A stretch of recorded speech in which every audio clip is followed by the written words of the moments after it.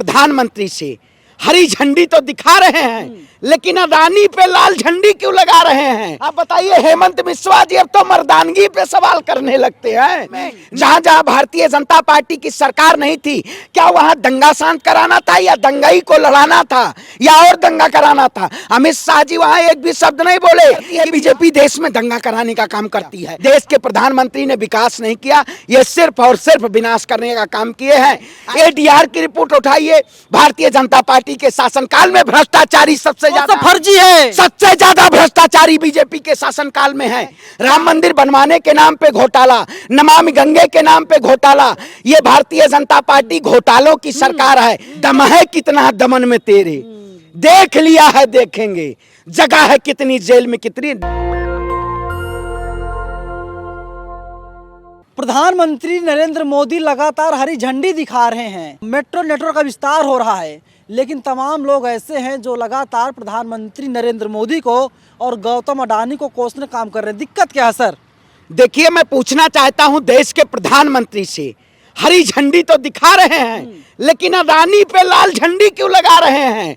जब राहुल गांधी जी पूछ रहे हैं कि अडानी मोदी जी का रिश्ता क्या है, लगातार पूछ रहे हैं 20,000 करोड़ का घोटाला कहां गया, तो देश के प्रधानमंत्री मौन हो जाते हैं।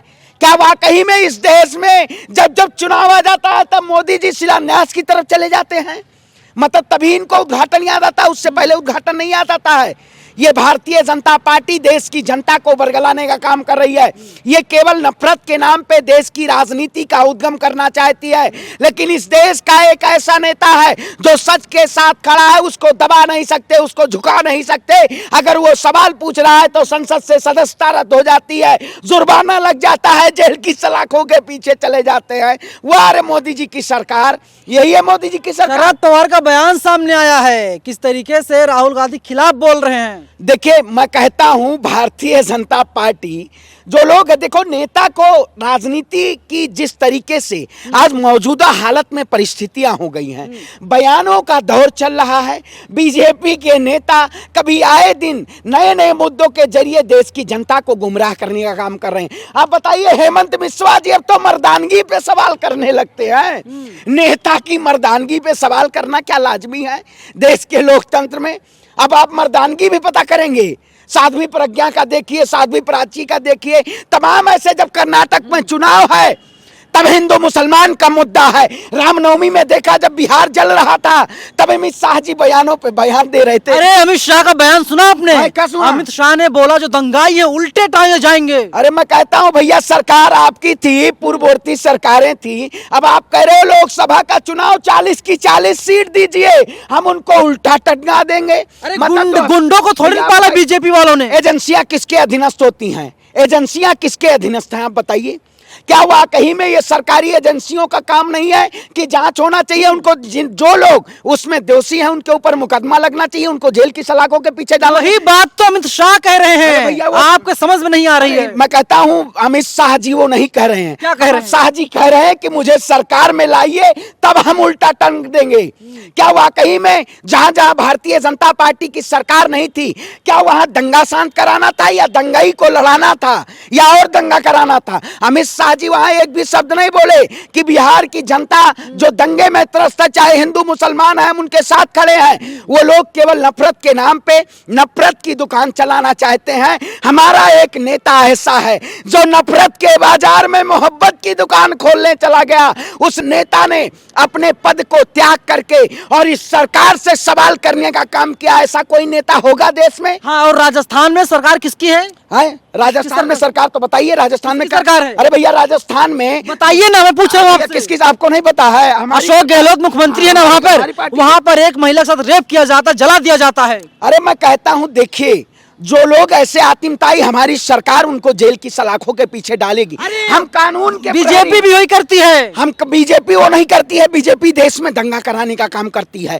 आप बताइए, आज पूरे देश में हिंसा फैली हुई, बीजेपी दंगाई है। दंगाई पार्टी है भैया, भ्रष्टाचारी पार्टी है। और प्रधानमंत्री जी कहेंगे सीबीआई से क्या कहते हैं कि भ्रष्टाचारियों को भर दिया। केजरीवाल से ज्यादा ईमानदार है नरेंद्र मोदी जी। मैं कहता हूँ तराजू तोड़ लीजिए, एक तरफ मोदी जी का वो रख लीजिए जो मोदी जी सच की बात कहते हैं। मोदी जी ने वाकई में देश की जनता को सच बताया था कि बहुत हुई महंगाई की बार, अब की बार मोदी सरकार, मतलब महंगाई अपार होगी, बेरोजगारी अथाह होगी, देश की जनता त्राहिमाम त्राहिमाम होगी, और मोदी जी देश की जनता को पोडियम के जरिए झूठ बोलने का काम करेंगे। झूठ बोलने नहीं, मेट्रो दे रहे हैं, मेट्रो का ही- योजनाओं का शिलान्यास हो रहा है, देश तरक्की पर है। जब जब चुनाव आ जाता है तब तब मेट्रो आ जाती है। कर्नाटक में चुनाव है ना, मैसूर में हरी झंडी दिखाई जा रही है।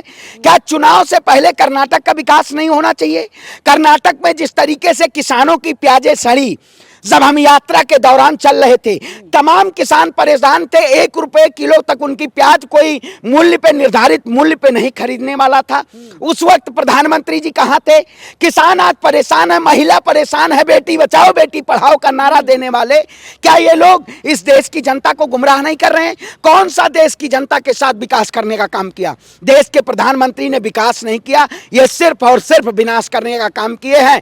ऐसा प्रधानमंत्री आजादी के 75 साल तक कोई नहीं हुआ जो देश की जनता को कहीं ना कहीं लगातार झूठ पे झूठ, झूठ पे झूठ, लूट पे लूट, लूट पे टूट।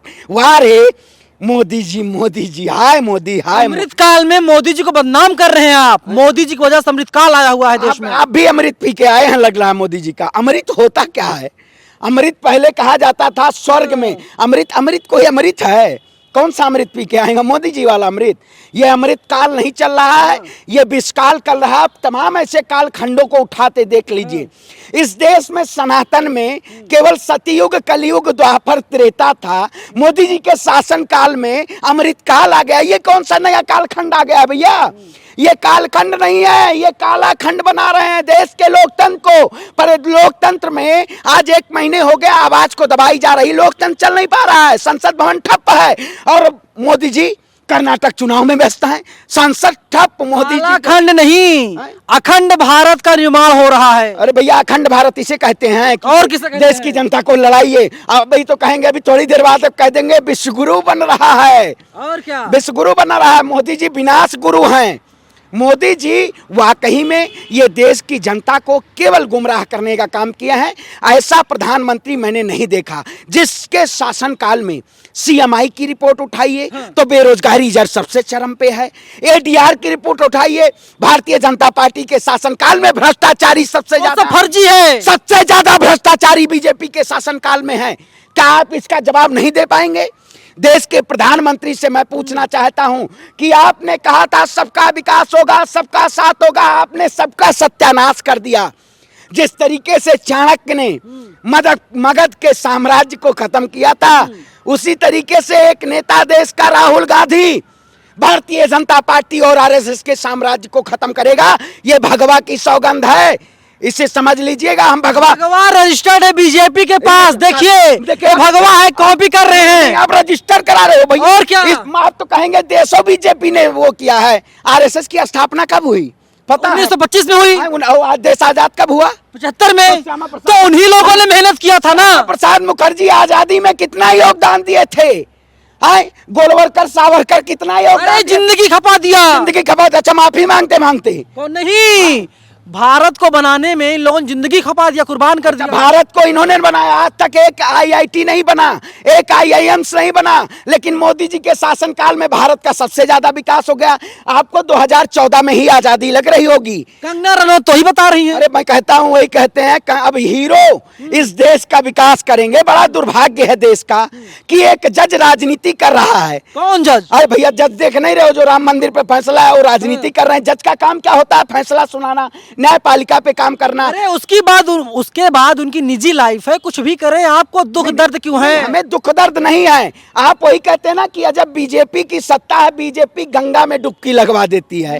वही नेता की बात करते हैं हेमंत बिस्वा की। जब अमित शाह से पूछा जाता है क्या हेमंत बिस्वा भ्रष्टाचारी नहीं है, तब मोदी वो अमित शाह जी कहते हैं ऐसा सवाल कैसे कर सकते हैं आप? ऐसा सवाल मत करिए। मतलब मीडिया पे भी ताला लगा देना चाहते हैं। लेकिन मीडिया और देश की जनता सवाल पूछेगी, प्रधानमंत्री से सवाल पूछने का काम करेगी। लश्कर भी तुम्हारा, सरदार भी तुम्हारा, तुम सच को झूठ लिखो, अखबार भी तुम्हारा। मतलब लगातार इस देश में पत्रकारिता को, आप पत्रकारिता के नाम पे देश को बेचने का काम करेंगे। अरे सब ईमानदारी से काम कर रहे हैं भाई। अरे लगाम लगने वाली है आप लोगों किस पे? के, है माइक पे। अरे हिम्मत नहीं है। अरे हिम्मत नहीं, देखिए वही कह रहे हैं, भारतीय जनता पार्टी देख रहे हो जिस तरीके से लोगों को अगर आवाज उठाता है उनको जेल की सलाखों के पीछे डाल देती है। मैं ऐसी सरकार को, इस देश की जनता के जिस तरीके से लूटने का काम किया है, ऐसी लुटेरी सरकार को नहीं चाहिए। मोदी जी डिग्री तो दिखाना पड़ेगा, अभी डिग्री भी नहीं दिखाए मोदी जी ने, 20,000 करोड़ पे जवाब दिए हैं। मोदी जी नहीं कोई जवाब दे रहे हैं, वो मीडिया से दूर होते जा रहे हैं। कमेटी बना दी गई है सुप्रीम कोर्ट निगरानी में, आप लोग जेपीसी से आगे बढ़ ही नहीं पा रहे हैं। भैया आप बताइए, जब इस देश में प्रधानमंत्री के शासनकाल में, मित्रकाल में घोटाला हो रहा है, आप जेपीसी जांच क्यों नहीं करवाते? कोई घोटाला नहीं है, कोई घोटाला नहीं है, धर्म और फर्जी है। शरद पवार कह रहे हैं मैंने पहली बार नाम सुना हिंडनबर्ग कुछ है। अच्छा पहली बार सर, भाई मैं वही कहता हूँ ना, सरकारी जांच एजेंसियों को तो बीजेपी ने नीति आयोग, योजना आयोग, इन सब पे ताला लगवा दिया है। अब इस देश की पत्रकारिता पे भी ताला लगवाना चाहते हैं, लोगों की आवाजों पे ताला लगवाना चाहते हैं, अभिव्यक्ति की आजादी छीनना चाहते हैं। लेकिन हम सवाल पे सवाल पूछेंगे। मोदी जी 20,000 करोड़ का जवाब दीजिए। अडानी मोदी जी का रिश्ता क्या है, क्या कहलाता है? राम मंदिर कैसे बन रहा है? सवाल पूछिए ना। मैं सवाल बता रहा हूँ। बीजेपी ने धर्म के नाम पे सबसे ज्यादा लूटने का काम किया है। बीजेपी ने धर्म के नाम पे लोगों को मजबूत बनाया है। मैं कहता हूँ राम मंदिर का जांच हो जाए, सबसे बड़ा घोटाला बीजेपी की है। राम मंदिर बनवाने के नाम पे घोटाला, नमामि गंगे के नाम पे घोटाला। ये भारतीय जनता पार्टी घोटालों की सरकार है, केवल घोटाले पे घोटाला करते आई है। सुनिए, इस देश की जनता को, आवाजों को नहीं दबा सकते हैं। राहुल गांधी की संसद की सदस्यता आप छीन सकते हैं, लेकिन हम सवाल करते रहेंगे। ओबीसी को अपमानित करते रहेंगे राहुल गांधी। नीरव मोदी ओबीसी था, मेहुल चोकसी ओबीसी था, नरेंद्र मोदी ओबीसी हैं। जेपी नड्डा का जांच करवाइए। जिस तरीके से मध्य प्रदेश का ओबीसी समाज ने जिस तरीके से कहा है कि इन्होंने हमारे समाज को बदनाम कोशिश की, अब जांच नहीं होनी चाहिए, उनकी अध्यक्षता चली जानी चाहिए। किनकी? जेपी नड्डा की। क्यों? अरे भैया क्यों नहीं, जांच हो, जांच हो। कौन सा राहुल गांधी ने ओबीसी को अपमान किया है? अब हिंदू नहीं रहा, अब हिंदू हितैषी सरकार नहीं हुई। जब चुनाव आ जाएगा कर्नाटक में, तब ओबीसी आ गया। मोदी जी वो गेम चेंजर हैं। मानते ना मोदी जी गेम चेंजर हैं? गेम चेंजर हम क्या माने? राजनीति के गेम चेंजर हैं। अमित शाह चाणक्य हैं। देखिए चाणक्य, मैं कहता हूँ चाणक्य ने मगध के साम्राज्य को खत्म कर दिया था, तो मोदी जी क्या चीज हैं? मोदी जी को सत्ता से बेदखल कर दिया जाएगा। दम है कितना दमन में तेरे, देख लिया है देखेंगे, जगह है कितनी जेल में कितनी, देख लिया है देखेंगे। लोगों के मन में एक सवाल है। एक नेता है सुभाषपा के, उनका नाम है ओम प्रकाश राजभर। वे कह रहे हैं कि खड़गे साहब को या मायावती को प्रधानमंत्री बना दिया जाए। देखिए जनता का क्या जनादेश है, आपने देखा जब राहुल गांधी जी ने भारत जोड़ो यात्रा में कन्याकुमारी से शुरुआत की थी, तो शायद प्रधानमंत्री जी को नहीं पता था कि राहुल गांधी जी कश्मीर तक पैदल चले जाएंगे। हैं बेतहासा जिस तरीके से लोकप्रियता राहुल गांधी के लिए लोगों ने कदम से कदम मिलाने का काम किया, भारतीय जनता पार्टी के खलबली मच गई। भारतीय जनता पार्टी हताहत हो गई कि अब तो 2024 में सुपड़ा साफ होना है। तो उन्होंने नया एजेंडा लाके, आप बताइए, सूरत की कोर्ट सजा सुनाती है, सूरत में भाजपा की सरकार होती है। हमें सवाल ये नहीं है कि प्रधानमंत्री जी ने 8 साल से तमाम ऐसे वायदे किए जिसको झूठा देश की जनता को बनाने का काम किए। ये झूठलर प्रधानमंत्री। आज 9 तारीख है, 9 अप्रैल है, 3 दिन बाद 13 तारीख को फैसला आना है। हो सकता है राहुल गांधी को गिरफ्तार कर लिया जाए, जेल भेज दिया जाए। देखिए हमारा नेता वही सच पूछता रहेगा। हमारे नेता को जेल की काल कोठरियों से नहीं डरा सकते हैं।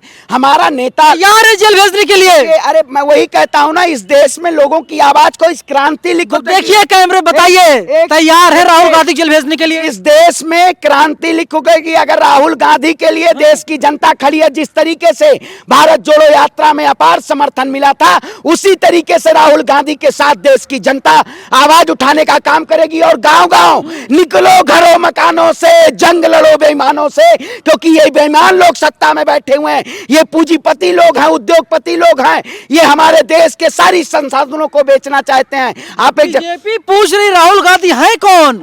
राहुल गांधी पूर्व सांसद हैं, इससे ज्यादा राहुल गांधी कोई अहमियत नहीं है। राहुल गांधी एक सोच है, राहुल गांधी एक व्यक्ति नहीं है, राहुल गांधी एक सोच है, युवाओं के प्रेरणा स्रोत हैं, किसानों की आवाज है, महिलाओं की आवाज है, गरीबों की आवाज है। राहुल गांधी जी मोदी जी जैसे झूठे पर वो नहीं है। मोदी जी ने तो झूठ का पुलिंदा तैयार कर दिया है। कर्नाटक में क्या नाटक करते हैं देखिएगा, अभी रैली आने वाली है हमारे नेता की, कल कर्नाटक में रैली है। जिस तरीके से पूरे कर्नाटक ने ठाना है कि भाजपा को भगाना है, भारतीय जनता पार्टी का कर्नाटक से सुपड़ा साफ होगा और देश के लोकतंत्र को बचाने के लिए पूरे देश की जनता राहुल गांधी के साथ चलने का काम करेंगे। बम बम चल रहा, बम बम मुंबई साहब। क्या मतलब वो चल रहा है इस समय, क्या बोल बम चल रहा है? नहीं, बम्बई साहब। बम्बई को झोला उठा के जाना पड़ेगा। मोदी जी ये कहते हैं ना कि हम सत्ता नहीं चाहिए तो आप झोला उठाइए, घर चले जाइए। बसवराज बम्बई साहब पसंद नहीं करते आप लोग? भाई बसवराज बम्बई चाहेंगे, बम्बई जाएंगे। कर्नाटक की जनता उनको बम्बई भेजेगी ना, सत्ता से बाहर होंगे, कर्नाटक की जनता बम्बई भेजेगी। चलिए आखिरी सवाल मेरा आखिरी सवाल जवाब दीजिए कि प्रधानमंत्री किसे बनना चाहिए, दलित या नहीं?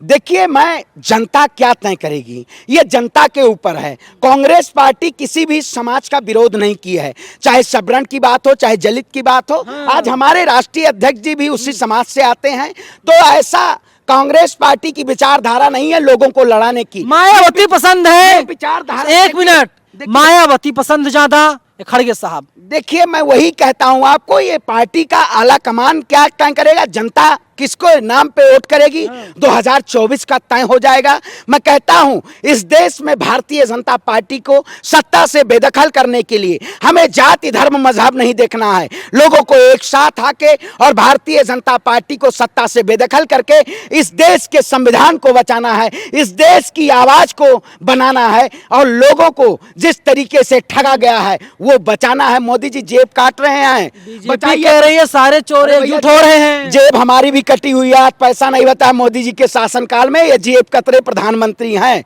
अब जेब कतरा बोलना पड़ेगा भैया। चोर तो आप लोग हैं सर। चोर मतलब चोर, जो चोर को चोर बोले उसको जेल भेज दो, जो चोर को चोर बोले उसकी संसद की सदस्यता भरोसा ही नहीं है, हाँ या ना? देखिए, मैं भरोसा, लेकिन जब संसाधनों पे मैं कहता हूँ हाँ या ना, मेरा सवाल, न्यायपालिका का मैं सम्मान करता हूँ, तो कमेटी बना दी गई है ना? अरे भैया, कौन सी कमेटी बना दी गई है? आपने देखा होगा कांग्रेस वो किसानों के लिए भी कमेटी बनाई गई थी कि हुआ कुछ उसका?